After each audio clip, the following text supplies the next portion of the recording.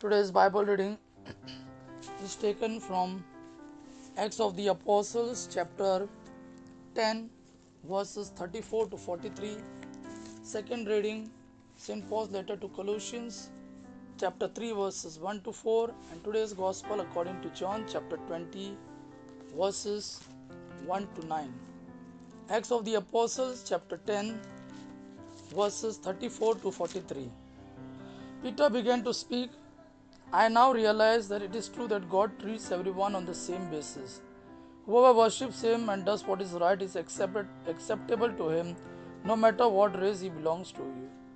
You know the message He sent to people of Israel, proclaiming the good news of peace to Jesus Christ, who is Lord of all. You know of the great event that took place throughout the land of Israel, beginning in Galilee after John preached his message of baptism. You know about Jesus of Nazareth and how God poured out on him the Holy Spirit and power. He went everywhere doing good and healing all who were under the power of the devil, for God was with him. We are witnesses of everything that he did in the land of Israel and in Jerusalem. Then they put him to death by nailing him to a cross. When God raised him from death 3 days later and caused him to appear, not to everyone but only to the witnesses that God had already chosen, that is, to us, who ate and drank with him after he rose from death. And he commanded us to preach the gospel to the people and to testify that he is the one whom God has appointed judge of the living and the dead. All the prophets spoke about him, saying that everyone who believes in him will have his sins forgiven through the power of his name. Today's second reading, St. Paul's letter to Colossians, chapter 3, verses 1 to 4.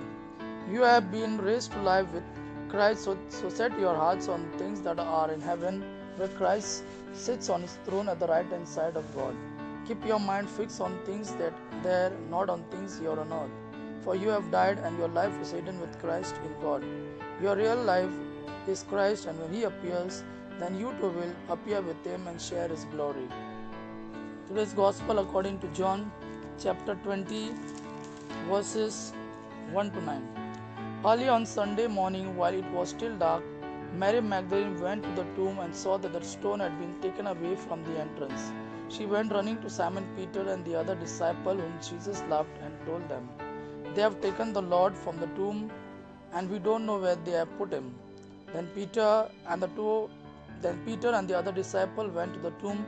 The two of them were running, but the other disciple ran faster than Peter and reached the tomb first.